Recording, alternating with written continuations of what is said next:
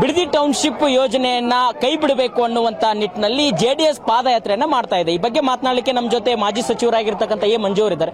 Sir, Bidadi township ವಿಚಾರ ಇದು ರಾಜ್ಯಾದ್ಯಂತ ಅಲ್ಲ, ದೇಶಾದ್ಯಂತ ಸುದ್ದಿ ಆಗ್ತಾ ಇದೆ. ಆದ್ರೆ ರಾಜ್ಯ ಸರ್ಕಾರ ಎಲ್ಲೋ ಒಂದ್ ಕಡೆ ಜಿದ್ದಿಗೆ ಬಿದ್ದಂತೆ ಕಾಣಿಸ್ತಾ ಇದೆ. ನಾವು ಕೈ ಬಿಡೋದಿಲ್ಲ ಅನ್ನುವಂತಹ ನಿರ್ಧಾರಕ್ಕೆ ಬಂದಂತೆ ಕಾಣಿಸ್ತಾ ಇದೆ.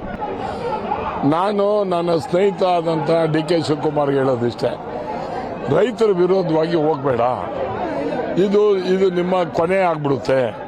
ನೀವು ಒಳ್ಳೆಯ ಆಡಳಿತ ಕೊಡಬೇಕು, ಒಳ್ಳೆಯ ಹೆಸರು ಮಾಡಬೇಕು ಅಂತ ಮುಖ್ಯಮಂತ್ರಿ ಆಗಿದ್ದೀರಿ. ಇನ್ನೂ ಮಂತ್ರಿ ಮಾಡೋದ್ರಲ್ಲಿ ಯಾರಿಗೂ ಕೂಡ ನೀವು ಖಾತೆಯನ್ನು ಹಂಚಿಲ್ಲ. ನನ್ನ ಮನವಿ ಏನು ಅಂದರೆ, ನಿಮ್ಮ ಹೋಮ್ ಡಿಸ್ಟ್ರಿಕ್ಟ್ ಇದು, ಈ ಡಿಸ್ಟ್ರಿಕ್ಟ್ನಲ್ಲಿ ಹಿಂಗಾದರೆ ಇಡೀ ರಾಜ್ಯಾದ್ಯಂತ ಜನ ಆಕ್ರೋಶ ಆಗ್ತಾರೆ. ನೀವು ಈ ಟೌನ್ಶಿಪ್ಪನ್ನು ಯಾಕೆ ಮಾಡಬಾರ್ದು ಅಂದರೆ, ಇದು ಮಲೆನಾಡಿಗಿಂತ ಉತ್ತಮವಾದಂಥ ಫಲವತ್ತಾದಂಥ ಇದು ಜಾಗ. ಇದು ಈ ಜಾಗವನ್ನು ರೈತರ ಪರವಾಗಿ ಉಳಿಸಿ ರೈತರ ಕನಸು ಏನಿದೆ ನನಸಾಗುವಂಗೆ ಮಾಡಬೇಕು. ಟೌನ್ಶಿಪ್ಪಿಂದ ಆಗೋದು ಲಾಭ ಯಾರಿಗೆ ಅಂದರೆ, ಸಿಟಿಯಿಂದ ಬಂದು ಸೈಟ್ಗೆ ತಗೊಳ್ಳೋರಿಗೆ. ರೈತರಿಗೆ ಏನು ಲಾಭ ಆಗಲ್ಲ. ರೈತರಿಗೆ ದುಡ್ಡು ಕೊಡ್ಬೋದು, ಆ ದುಡ್ಡಿಂದ ಏನು ಕೂಡ ಅನುಕೂಲ ಆಗಲ್ಲ. ಎಲ್ಲೂ ಜಮೀನು ಯಾರು ಮಾಡ್ತಾ ಇಲ್ಲ. ದುಡ್ಡು ಸಿಗ್ತದೆ, ದುಡ್ಡೆಲ್ಲ ಖರ್ಚು ಮಾಡ್ತಾರೆ. ಅದರಿಂದ ಈ ಟೌನ್ಶಿಪ್ಪನ್ನು ಕೈ ಬಿಟ್ಟು ಟೌನ್ಶಿಪ್ ಮಾಡಬೇಕು ಅಂದರೆ, ಆ ನೈಸ್ಗೆ ಕೊಟ್ಟಿದ್ದಲ್ಲ ಒಂದು 6-7 ಟೌನ್ಶಿಪ್, ಅದು ಯಾಕೆ ಮಾಡಿಕೊಂಡಿದ್ದೀರಾ ನೀವು? ಅದನ್ನು ಮಾಡಿ, ಅದನ್ನು ಯಾಕೆ ನಿಲ್ಲಿಸ್ತಾ ಇದ್ದೀರಾ? ಆ ಟೌನ್ಶಿಪ್ ಮಾಡಿದ್ಮೇಲೆ ಕಾನೂನು ಏನಿದೆ, ಟೌನ್ಶಿಪ್ಪನ್ನ ಮಾಡಿದ್ರೆ ಮುಟ್ಗೋಲ್ ಹಾಕ್ಬೇಕು ಅಂತ ಹಾಕೊಳ್ಳಿ. ಮುಟ್ಗೋಲ ಅದು ಹಾಕಲ್ಲ, ಯಾಕೆಂದ್ರೆ ಅಲ್ಲಿ ಒಳ ಒಪ್ಪಂದ ಇರ್ತದೆ. ತಮ್ಮಲ್ಲಿ ಮನವಿ ಮಾಡೋದಿಷ್ಟೇ, ನಿಮ್ಮ ಮುಖಾಂತರ ಈ ಹೋರಾಟವನ್ನು ನಿರಂತರವಾಗಿರ್ತದೆ.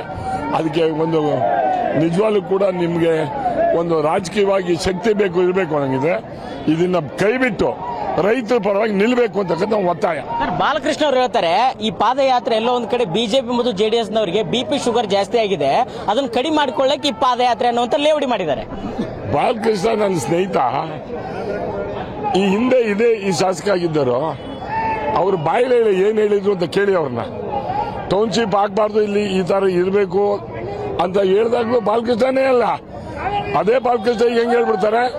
ನನಗೆ ಈಗ ಬೇರೆ ಬಾಲಕೃಷ್ಣ ನನಗೆ ಗೊತ್ತಿಲ್ಲಪ್ಪ. ಮಾಗಡಿ ಬಾಲಕೃಷ್ಣ ಮೇಲೆ ಮಾತಾಡ್ತಿದ್ದಾರೋ, ಅದು ಹಿಂದೆ ಇದ್ದ ಬಾಲಕೃಷ್ಣ ಏನು ಮಾಯ ಆಗಿದ್ದಾರೋ ಕಾಣೆ ಆಗಿದ್ದಾರೋ ಅನ್ನೋದನ್ನ ನಾವು ಕೇಳ್ಕೋಬೇಕು. ಬಟ್ ಒಂದ್ ತಿಳ್ಕೊಳ್ಳಿ, ನಾಟಕದ ತರ ಅವಾಗ ಒಂದು ಪಾತ್ರ ಒಂದು ಪಾತ್ರ ಜನಕ್ಕೆ ಒಪ್ಪಲ್ಲ. ರಿಯಾಲಿಸ್ಟಿಕ್ ಆಗಿ ಇರಬೇಕು. ಯಾವ ಪಕ್ಷದವರಿರಲಿ ಏನಾರ ಇರಲಿ, ರೈತರ ಪರವಾಗಿ ಅವ್ರು ಮಾತಾಡಿದ್ರಿ. ಬಾಲಕೃಷ್ಣ ಅವರಿಗೆ ಮನವಿ ಇಷ್ಟೇ, ನೀನು ಕೂಡ ರೈತರ ಪರವಾಗಿ ಇರೋದು ಕಲ್ತ್ಕೊಳ್ಳಿ. ರೆಡ್ ಝೋನ್ ಮಾಡಿದ್ರು ಕುಮಾರಸ್ವಾಮಿ. ರೆಡ್ ಝೋನ್ ಅಂದ್ರೆ ಏನು? ಆಸ್ತಿನ ಯಾರಿಗೂ ಮಾರಬಾರ್ದು. ಮಾರಿದ್ರೆ ಯಾರಿಗೂ ಉಳಿತದೆ? ಅದು ರೈತರಿಗೆ ಉಳಿತದೆ. ರೆಡ್ ಝೋನ್ ಇಲ್ಲದೆ ಇದ್ದಿದ್ರೆ ಇಷ್ಟೊತ್ತಿಗೆ ಮಾರಾಟ ಮಾಡಿಕೊಂಡು ಅವ್ರ ಹತ್ರ ಕಿತ್ಕೊಂಡು ಆ ರೋಡಿಗಳು ಬಿಟ್ಟು ಇವ್ರುಗಳು ಬಿಟ್ಟು ತಗೊಂಡ್ಬಿಟ್ಟಿರೋರು. ಸೊ ರೆಡ್ ಝೋನ್ ಮಾಡಿರ್ತಕ್ಕಂಥದ್ದು ಸೂಕ್ತ. ರೈತರ ಪರವಾಗಿ ಜಮೀನು ಉಳಿತದೆ. ಈಗ ಅಧಿವೇಶನ ಬರ್ತಾ ಇದೆ, ತಾವು ಕೂಡ ಶಾಸಕರಿದ್ದೀರಿ, ಯಾವ ರೀತಿಯಾಗಿ ಧ್ವನಿ ಎತ್ತೀರಿ? ರಾಜ್ಯ ಸರ್ಕಾರಕ್ಕೆ ಯಾವ ರೀತಿ ಬಿಸಿ ಮುಟ್ಟಿಸ್ತೀರಿ? ಇದೇ ಬಿಸಿ. ನಾವೇನ್ ಧ್ವನಿ ಎತ್ತಿದ್ವಿ ಅಂತ ಹೇಳಿದ್ರೆ ನೀವು ಪ್ರಚಾರ ಮಾಡಿ ಎಚ್ಚೆತ್ಕೋತಾರೆ, ಅದು ಹೇಳಲ್ಲ. ಇದಿಷ್ಟು ಎ ಮಂಜು ಅವರ ಮಾತಾಗಿತ್ತು. ಕ್ಯಾಮರಾ ಪರ್ಸನ್ ಶ್ರೀನಿವಾಸ್ ಜೊತೆ ಬಸವರಾಜ್ ಜುಗಾರ್, ರಾಜ್ ನ್ಯೂಸ್, ಬೆಂಗಳೂರು.